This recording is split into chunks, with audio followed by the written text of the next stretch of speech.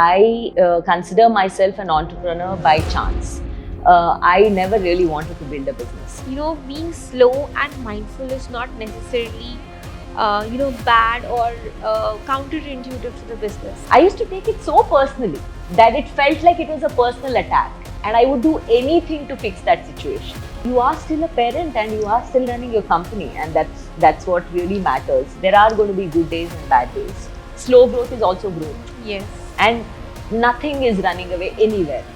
The world is going to be the same tomorrow morning, and it's okay if something has to wait till the next day. Welcome to Women Speak. It's a podcast for women by women to trace the journeys of women entrepreneurs, professionals, and leaders. Today, we have a very special guest with us who is an entrepreneur with a multi-talented personality. She's donned many hats. She's been a food blogger, a food photographer, a graphic designer, and a mother of 2 kids. Hers is one of my favorite brands. I have used on both my children and I have gifted it and recommended it to many others. She's the soul of her startup and she's a warm, effervescent and affectionate personality which shows in her brand as well. She's the founder of India's most loved baby carrier brand, Slings. Welcome Chinmayie Bhat. So Chinmayie, the story behind Slings is deeply personal and unique.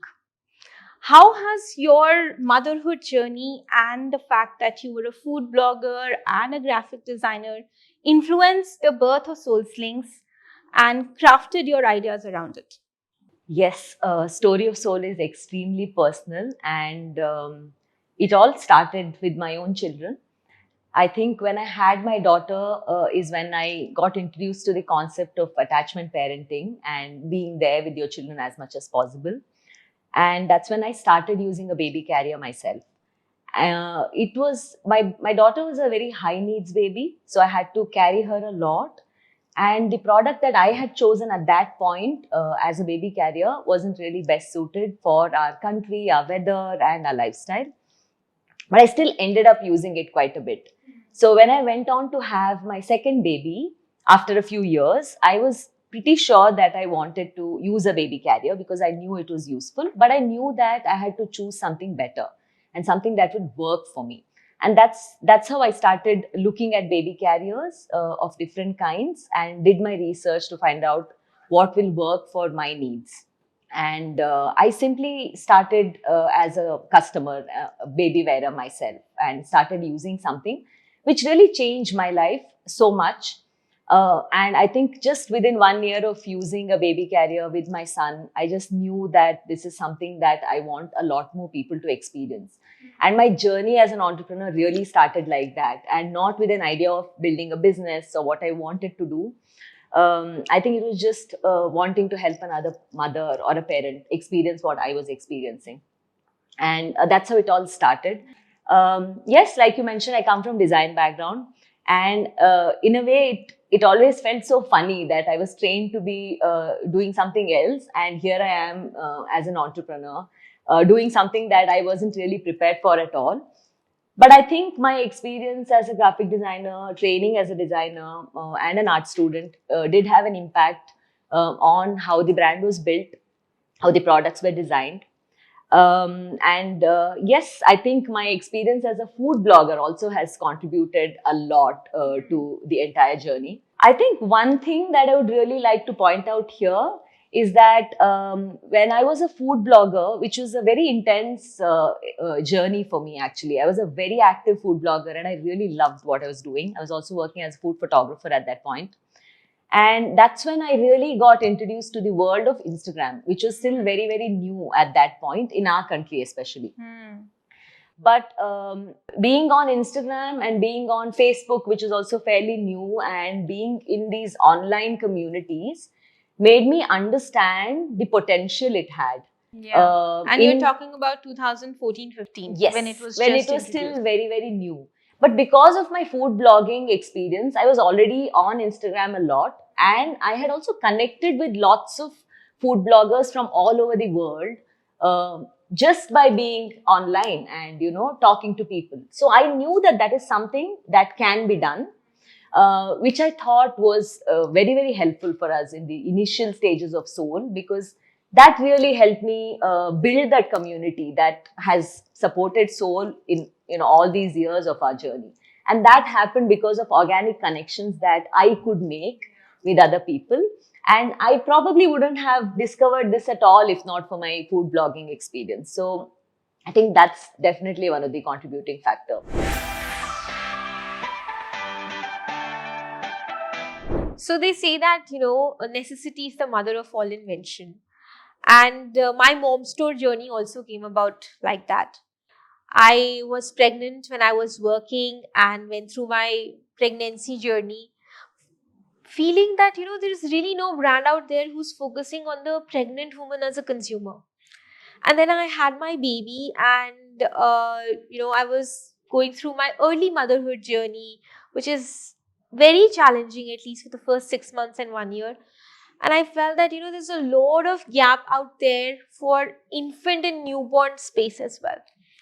And that's how the mom store came about, with that idea of having a platform which focuses on the woman as a consumer. And even you did your journey and started your entrepreneurship journey with your motherhood experience of, baby carrying, and Soul Slings was born out of that. And I feel that a lot of women have started companies based on personal issues and problems. And, there are several examples out there. And this is a fantastic time for women entrepreneurs, for mom entrepreneurs, and it's gaining traction. And mom and baby is coming up as an exciting space. Yeah. So, what do you believe that the future holds for the startup ecosystem for women? And how can they succeed in their journeys? I think it's a great time for sure. And it's so heartwarming to see this happening more and more. It's so heartwarming to see more and more businesses led by women. And I think I'm very glad that you're doing this podcast where so many people can talk about their experiences. What I feel is that this space is going to be more and more exciting for women and mothers, is because more people are confident about doing something on their own now than earlier. There are conversations about it. There are support systems out there for you, and uh, it's more challenging for mothers to get back to kind of a 9 to 5 Yeah. job. And I think this is a story you would have also heard, that a lot of women who have started businesses after having a baby, I think one of the reasons for them to start is because they didn't want to go to a corporate job. So the irony is, then you will be working 24/7. Yes, and that's only something you find out after you start your company, right? So you start off because you don't want to go to a 9 to 5 job. One. And I think another thing I've noticed is that motherhood does something to you. It changes you as a person so much that you start looking at other areas of life also with a different perspective, Yeah. and work is one of it. And we sometimes are looking for a more fulfilling work experience. Yeah. You want to make a difference. Yeah. You and you want to make it count. If you're going to be away from your child, Yes. you might as well make it count. Yes. I think this is something that a lot of women feel. And that could be the reason why more and more women are trying to start something on their own. And they are picking spaces like this mom and baby category, because they can relate to that so much. They're in that phase right now, and they really understand what it feels like for other mothers. They know the problems. They know the challenges. They can see the gaps. Yes. And they feel nobody like, has ever seen them as a consumer. yes. And I think earlier maybe you saw them as a consumer, but you could not see it as a business opportunity. Yeah. Or you couldn't see it, you couldn't see yourself as a person who could fill that gap. You probably saw, I'm sure lots of women before you felt like, oh, there are hardly any. I have felt that myself when I was pregnant, that there is no maternity wear brand in India. And why isn't anybody doing it? But it was probably also because there weren't enough women making these decisions. There were probably brands which are run by men who didn't see this need at all. They never got to experience it. Yeah. And the people who were experiencing it weren't making the move to kind of do it themselves or fix it themselves. And I think with more and more women being financially independent, with more and more women wanting to work outside home, and with more and more women who are still, going through that change as mothers, who want to make a difference to the world and positive contribution in some way. When they're coming in with that idea is when I think meaningful businesses are built, meaningful brands are built, and they touch lives of people in a different way, because it was started with the good and right intention. I think when the heart is in the right place is when things start moving in a certain way, which is otherwise maybe not possible. Amen to that. Yes.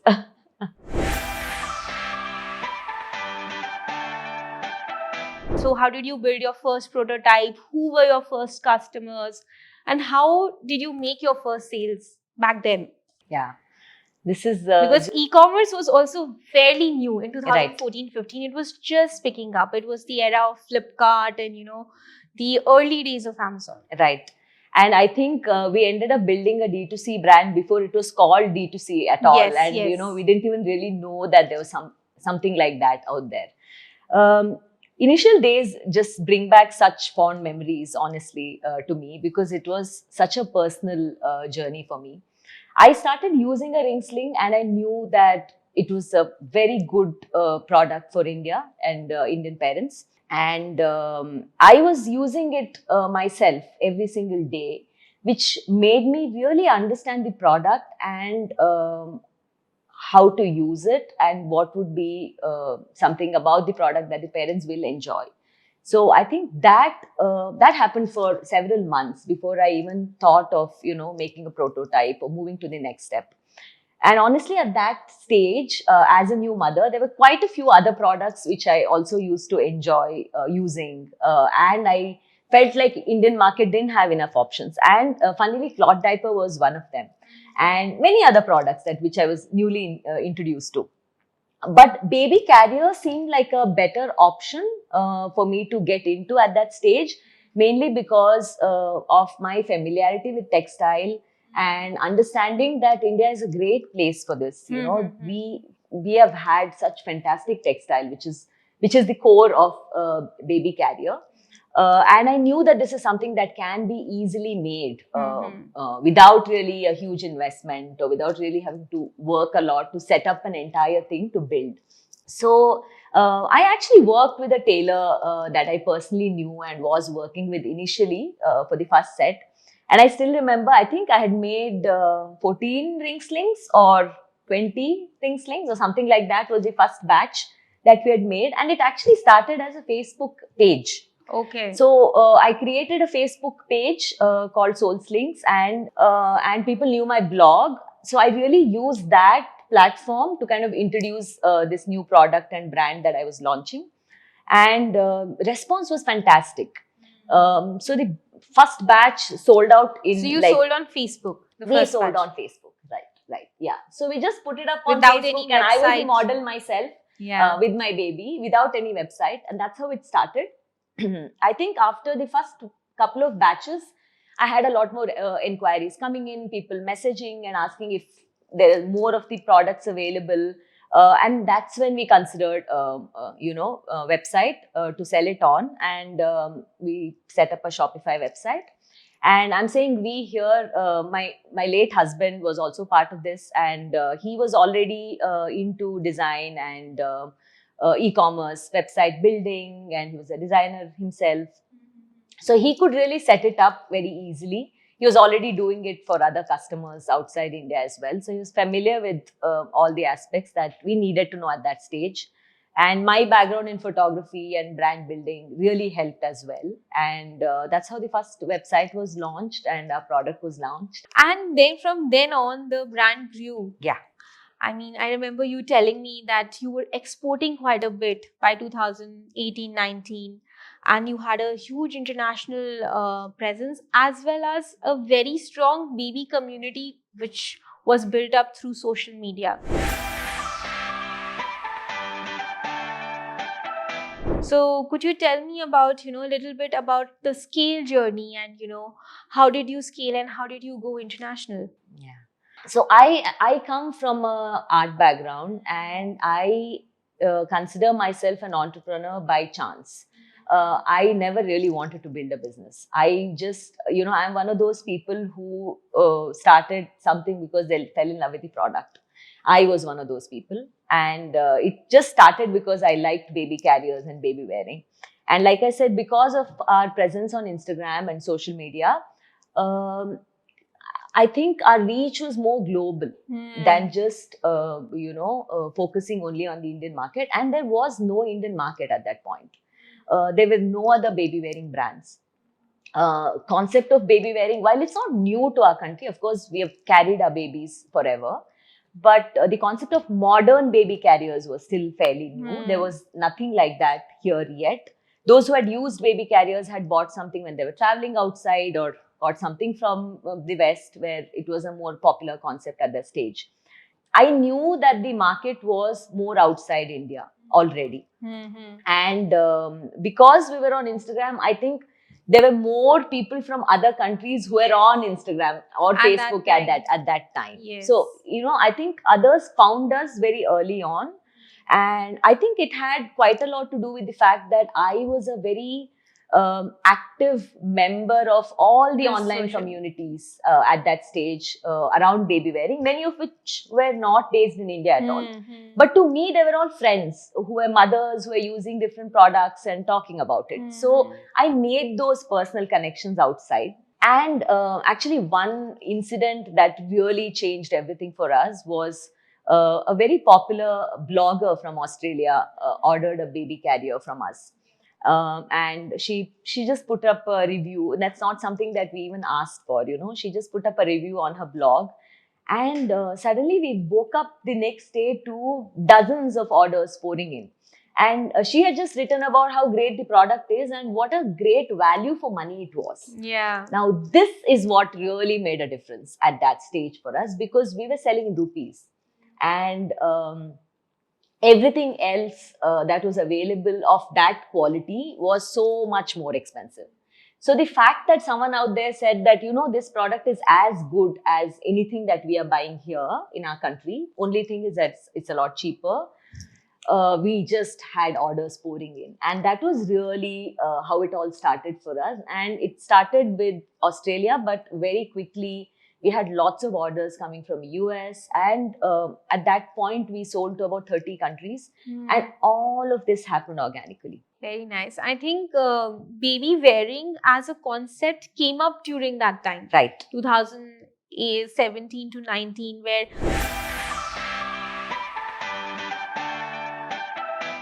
I also had my first child in 2017. I used to watch a lot of YouTube videos on how to wear her with like a normal sling, with a ring sling, and I finally bought a sole carrier, which was much easier because you could just buckle her up, right, and then just go about doing your work or go for a walk. Yeah.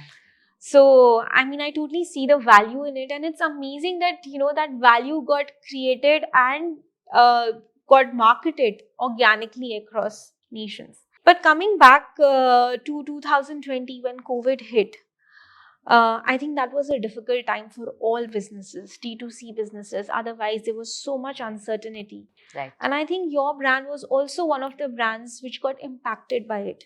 You went through both personal and professional grief around that time. You mentioned that your husband passed away, and also that, the business also stopped for a certain point of time, and then you had to go through an entire resurgence journey for yourself, both personally and professionally. And I'm sure that must have been very difficult and challenging. Can you tell us a little about how you managed to come back and, rise like a phoenix beyond those two really big events that happened? Yeah.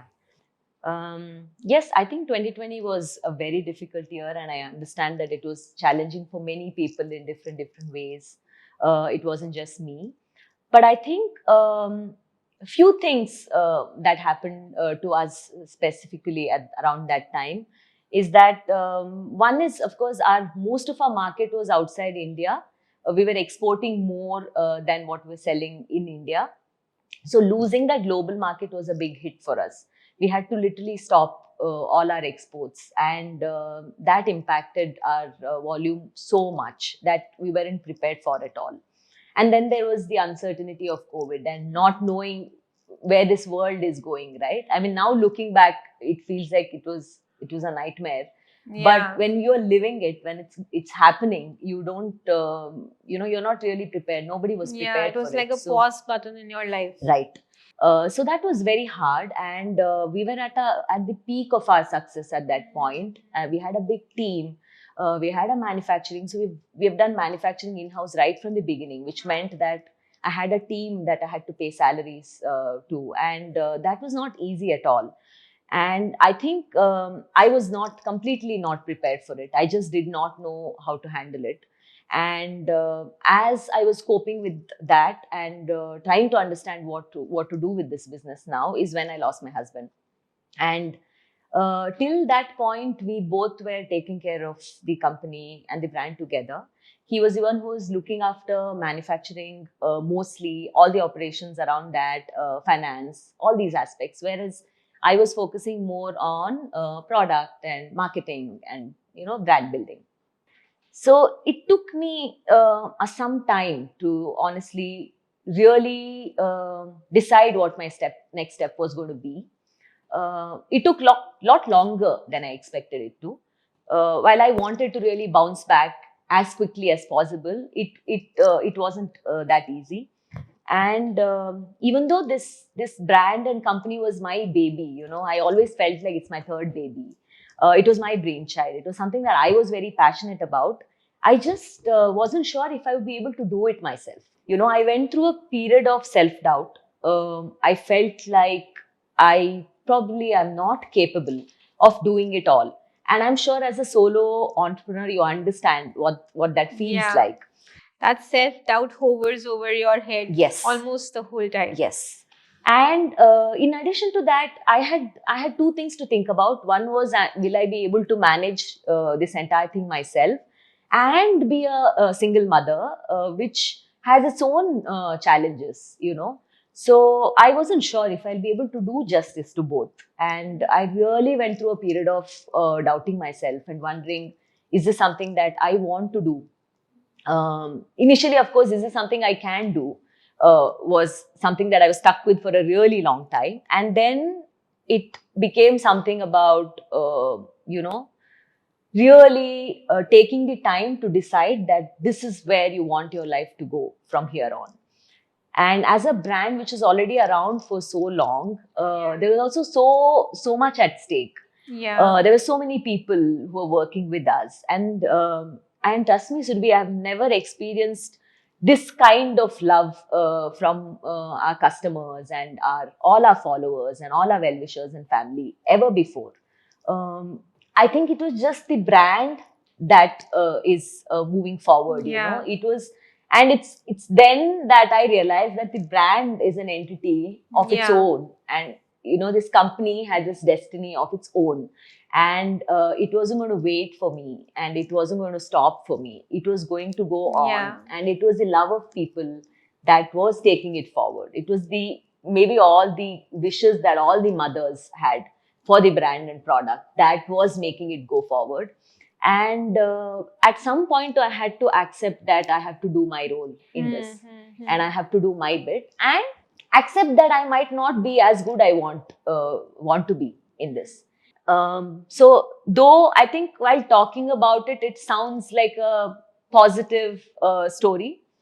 Living it hasn't really been, a very easy or a joyful experience at all.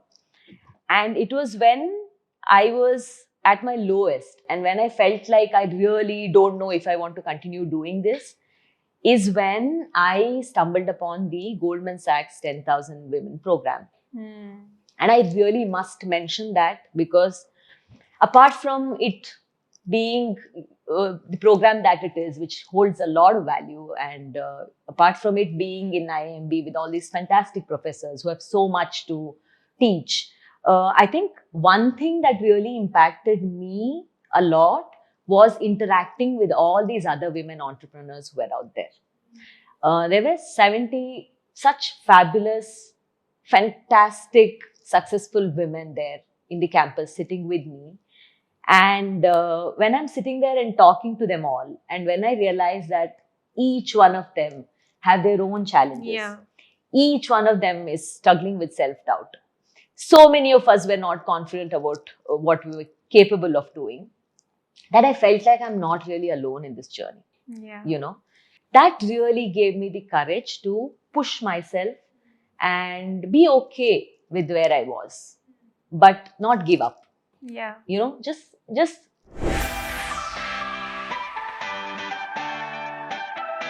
No, continue. I totally get it because in my own journey, there have been so many times where I'm like, why am I putting myself under so much pressure? Right. I had such a stable job. I was earning so well. Yeah. I didn't have to worry about anything which was my project or my work. And here I am. I've started a company. I'm not just responsible for my customers, I'm also responsible for the team I have. Every month, I have to figure out how the salaries will come about, how will we pay our marketing bills, how will our products reach our customers, Right. and so many other things that go around being a founder. And I think women also go through this because their challenges are double layered. They have personal challenges as well as work challenges, not just the work challenges that you need to solve. As a mother, there'll be so many things happening with your children. You have to manage your personal life, a household, a family, and then your careers as well. Yeah. And I think that's basically the reason why they feel drawn out in all situations. Yeah. When you are at work, you know that you have to go back and cater to some demands of your household. When you are there, then you're thinking about work. So, as a mother and an entrepreneur, how do you juggle and manage between your motherhood and work life? I mean, I'm sure this is a question that you yourself have answered multiple times. I think this is the most common question that we answer. But let me tell you, I honestly I never really consider myself a very ambitious career person, okay? I didn't really have such plans or goals to myself at all. I really wanted to be with my children as much as possible when they were young. And that I made a lot of big decisions of my life around that. And I think first few years of Soul, I started Soul when my son was only a few months old. He was 6 months old when I started. And yes, it was very, very challenging. But having my husband around meant that we could take turns.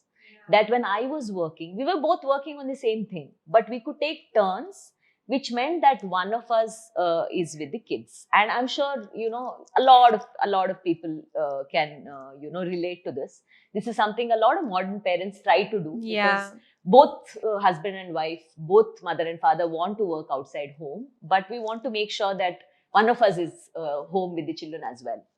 So I think when that was taken away from me is when I really found it very, very hard.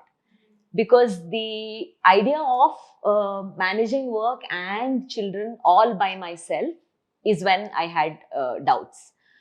To answer your question, how do I do it? Honestly, I really don't have an answer to this. Just being very, very candid here, very honest here, that you can't do everything. You will miss out on certain things. You will not be perfect like you want to be. There are days when I wish that I had more time with my children. There are days when I wish that I didn't have to parent and I could focus on my work. But that doesn't happen. Our days are, something that we have not at all prepared for, because there are emergencies both at work and with your children. Yeah. And no matter how well you plan and how well you schedule your day, there are surprises. I think the key is to stay calm, and the key is to understand the balance is not in your everyday at all. Your 2 days are not going to look the same. No 2 days are going to look the same. Every day it's going to be something new. But you are still a parent and you are still running your company, and that's what really matters. There are going to be good days and bad days, and that's okay. As long as you go on, you'll eventually find your balance, or you think that you've found your balance. But I think, but if something that you really enjoy doing, then you learn to make time for it. You work around things. You build a support system for yourself. It's great if you have a co-parent, you have a partner, then of course that's the best thing that can happen. If you don't have that, then build a support system for yourself. I think we should be so grateful to be here in this country where Yes. we are blessed with that kind of family support system, which is the only thing that makes it possible. Yeah. For moms to be out there doing what they want to do, you need someone to look after your babies when you're outside. And to me, my parents have been the biggest support system in the last couple of years. My mom lives with us now, and she is a co-parent. She's the one who is looking after my children. Like today, my daughter is unwell. My son has hurt his foot, and I had to come here, but they couldn't go to school. And these are the things that just happen some days. There's really nothing much you can do about it. It's, we'll burn out very, very quickly. And I think that applies even to the entrepreneur journey. True. It's not just in parenting. Yeah, I think it's also acceptance of the fact that things will not go according to plan. Right. Because I think women, and especially at least myself, I'm a very big planner. So I'll plan everything in advance to the last minute.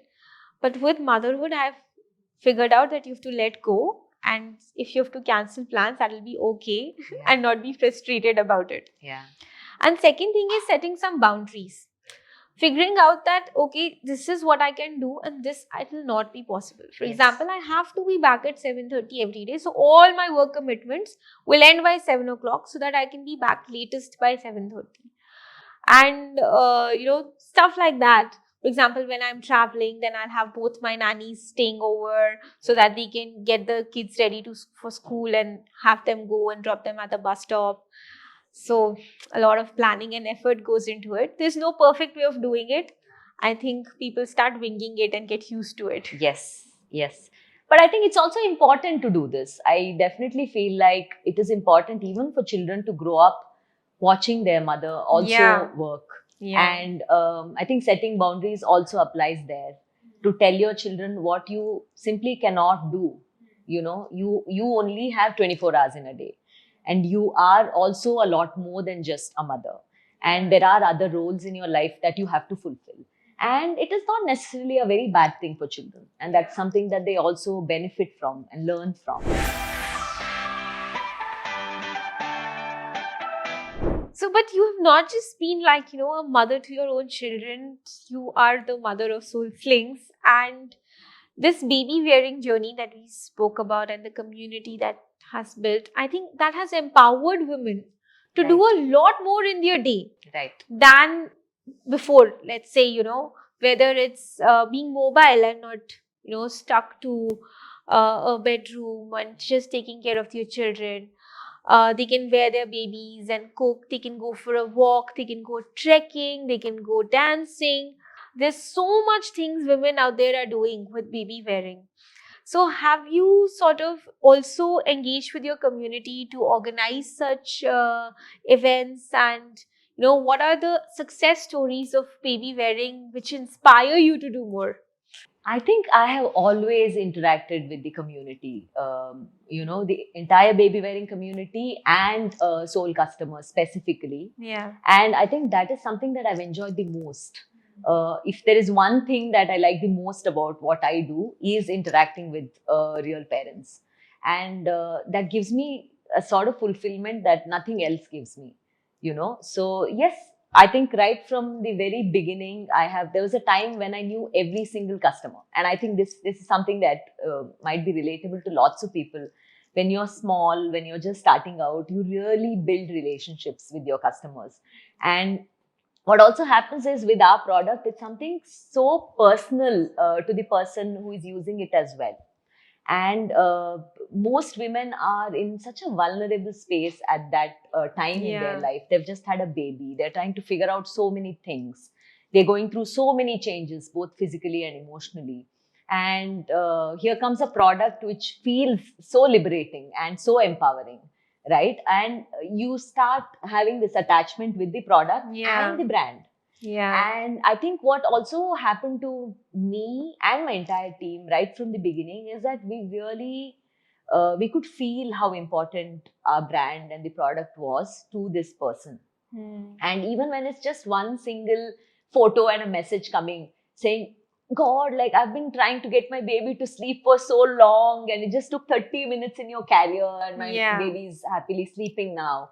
Or videos and photos of moms who are working out, who are out there doing what they really like doing, climbing to dancing, all of it, and sharing that with us. I can't help but build that connection with them. I want to tell them that I know what it feels like because I've gone through the exact same thing. And I think as we were building the brand, that is also something that we're very conscious of, that our entire team learns to value that and learns to value each and every customer and their experience. And that is what the brand is about. So yes, we have very actively engaged with our community right from the beginning, and we continue to do so. And I think that is really what is keeping us going. It is these strong connections that we've built with people that is helping us, and helped us in the last few years, especially when things weren't looking as bright as it did at one point. There were still people out there who were telling us that they love our product. So you know that you are doing something good. Yes, you're not getting it all right. Maybe you're making mistakes. Maybe you can be better with your business, but you've still built a brand that is loved, and you're still making products which are good and enjoyed by people.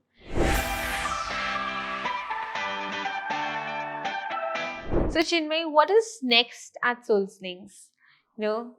I know that you've been launching a few new products, but where are you headed and what are you going to do? This is a very interesting question. Honestly, I think till very recently, I was in a place where I didn't really know what next. And I'm very glad that I've crossed that stage, and I'm able to make plans for the future. I think, first of all, I definitely want to build it back to what it was before, and we are still not there yet. Um, like I mentioned, during pandemic is when we lost our international market, but we continue to sell in Singapore, and we still do. In fact, we have a small team there, and we stock products there, we ship it to customers, we do shoots there, interact with customers there. So there's still a little bit of the international market left. But it was only a couple of days back that we restarted international checkout on our Shopify website as well. And it took a while for me to get there, because while I know all the great things that come with, having a better market reach, I also know the challenges that come with it. And this rapid scaling up that happened to us in the first few years has taught me a lot. I think one thing that has really that it has taught me is to be slow, mindful, and cautious, and not just jump on things and run on things.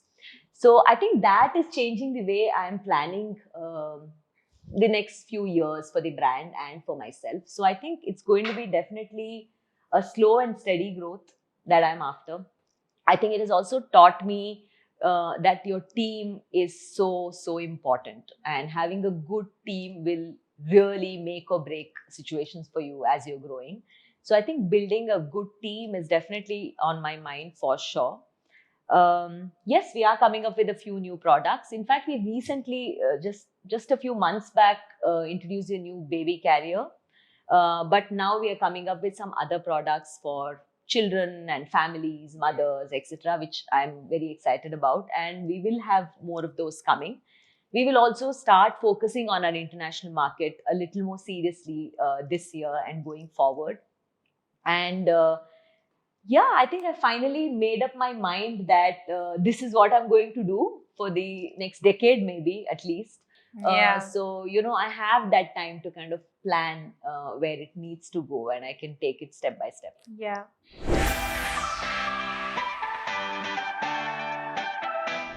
And I just wanted to say here that, there are a lot of businesses we've seen which take a fast paced growth. There are some which grow at their own pace. I feel that, being slow and mindful is not necessarily, bad or counterintuitive to the business. Sometimes businesses need that much nurture. They need that much foundationally strong principles to be built on.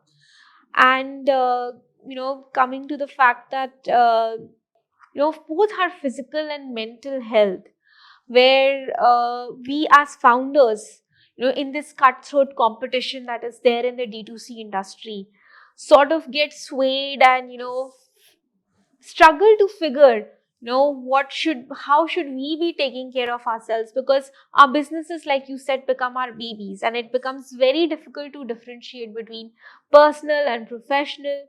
So, how do you take care of yourself, and what do you do to make sure that you are at the top of your game, both mentally and physically? I think this is such an important question, Surbi, because so many times when we are talking about our work, it becomes only about our work. Yeah. So I think there are two things here in this question that I want to point out.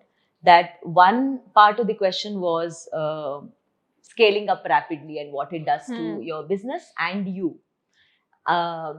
It while it looks like a great story from the outside, that your business is growing so fast and it's all organic and it's fantastic, it comes with a lot of challenges. And to be honest, I was not at all prepared for that kind of growth at that stage. So while to the rest of the world it might have looked like a great story, to me personally it wasn't a great story.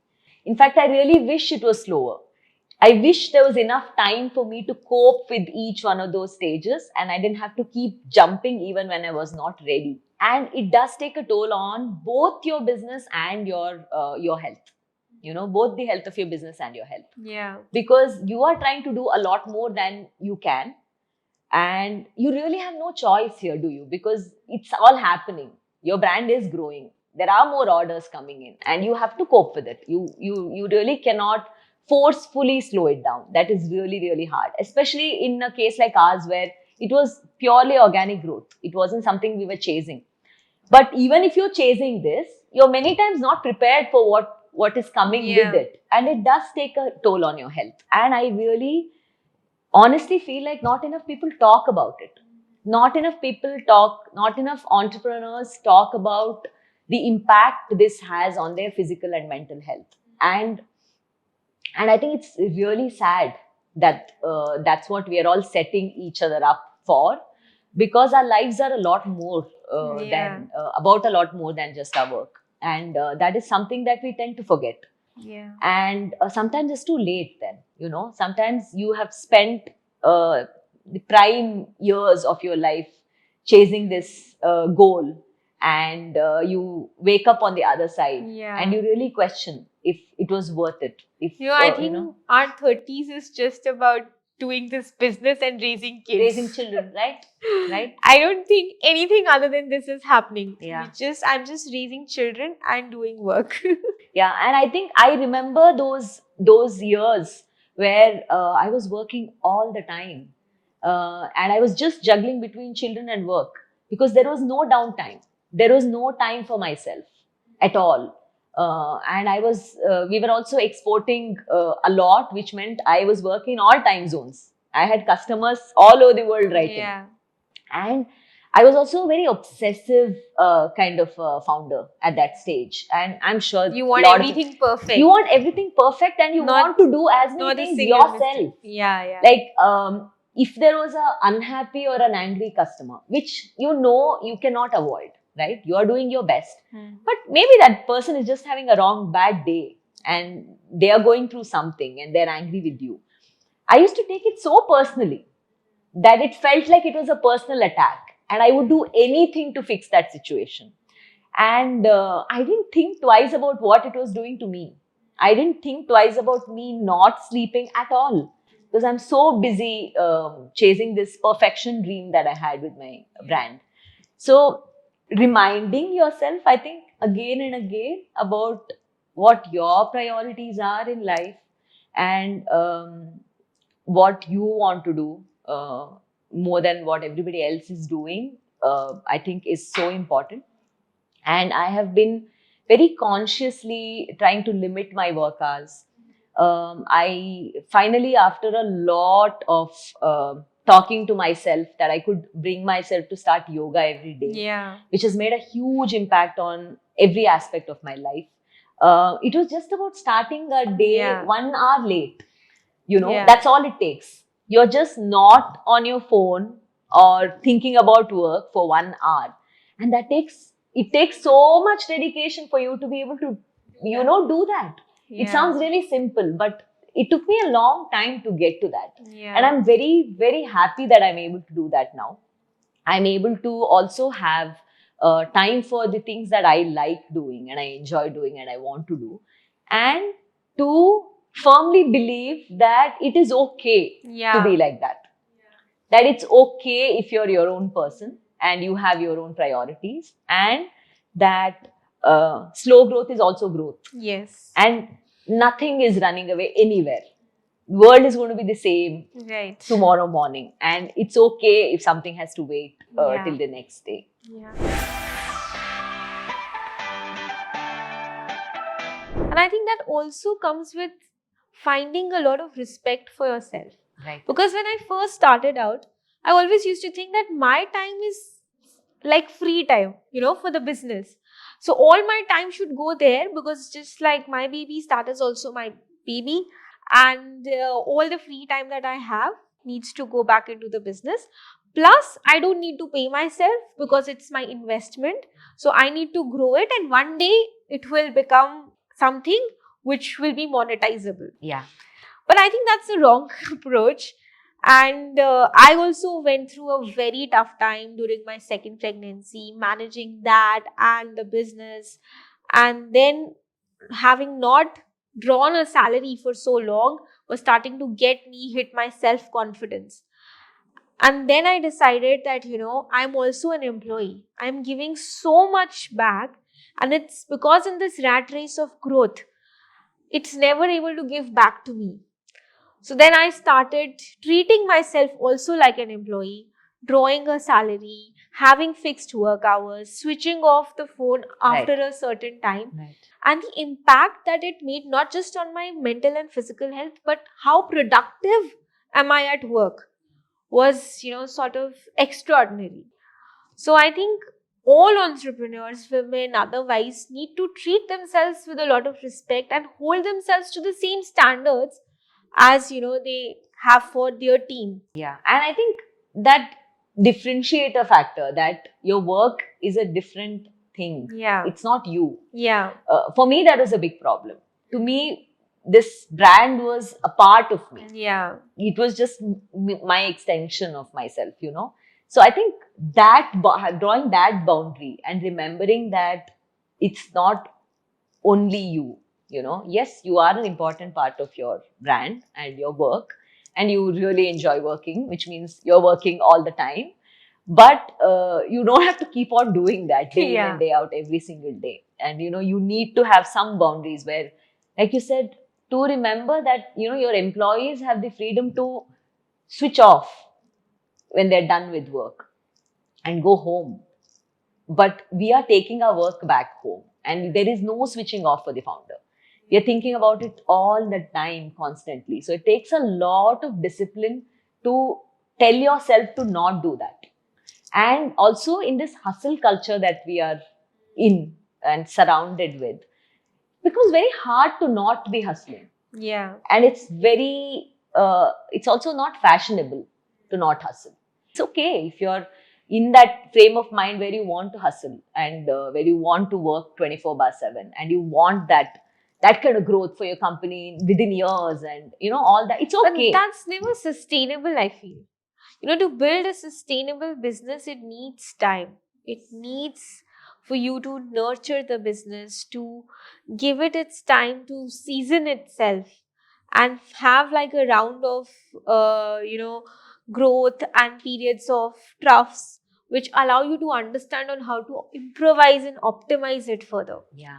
I think that's another, one more thing I really understood in the last few years is that we never get to hear that side of any story. Nobody talks about the difficult period. Nobody talks when things are rough. There are only stories of success.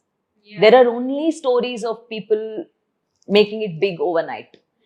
But when you talk to businesses which were built over decades and strong brands which have been around for a long time, is when you see that it is not very rosy always. Yeah. All of them have had their challenges. All of them have had ups and downs. It's just that there aren't enough conversations around it.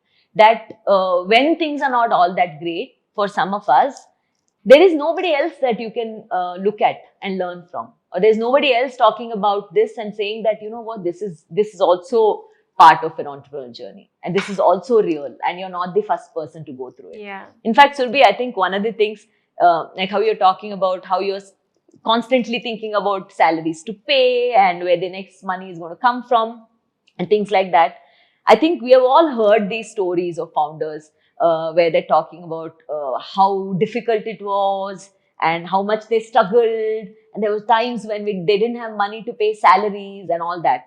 But you never think that you will also, you might also be in their shoes one day. Yeah. When it's not happening, you're not at all thinking about it. And like I mentioned, when you hear it from someone else, it sounds like such an inspirational story. But when you're going through it, it's the most difficult. When I have been going through that, there were days when I wondered, am I going to come out on the other side to even tell this story, right? I'm sure there are lots of people who haven't made it past that, who are not standing here to say that, you know what, there was a time in my life where I thought I was failing. They failed. They probably couldn't come out of it at all. And there are many days when I felt like that. Yeah. And I felt like, is this... It sounds so good when someone is talking about it, but when you're going through it, it really is not that simple. Bootstrapping a business is really hard, In the last 5 years, I've had all my credit cards maxed out. I'll have had my bank accounts hit rock bottom every day. We've had, such struggle periods where we were like, oh, so 10 vendors need to be paid. We'll pay something, something to each of them so that, the business keeps going and doesn't halt. But somehow, thankfully, I feel that we too are building a slow, sustainable business that in the end, we just know that we can make it on our own, even though with just a bare minimum. Right. And I think this is also something, it's very interesting because I really thought we were the only ones struggling with it for a long time, till I started talking to other people and learning that, oh, there are so many businesses who are struggling also. It is not just you. And sometimes because we don't talk about it enough, we just assume that no other business is going through so much crisis. It must be only us, right? But I think when you talk to other people is when I'm told again and again that, you know what, the fact that you're still here, even after all these years, everyone's going through that. Yeah, everybody is going through challenges. So this was such a heartwarming conversation with Chinmayie, which came, straight from the heart, and she spoke about so many things which are deeply personal to her journey, her professional journey, her personal journey, who she is, and how she has built this amazing brand of Soul Slings over the last 10 years. Thank you so much, Chinmayie, for coming here and talking to us. And I'm sure a lot of women out there will draw inspiration from your journey and will be absolutely amazed to see how you've done it all. Thank you so much. Thank you, Surbi. Thank you for having me. It's been such a pleasure. Thank you for providing a platform like this for other women as well, including me, to talk about our journeys. It's great if it can inspire other people, but it's also very much needed, I think, for more and more people to share what they're going through. So thank you for that.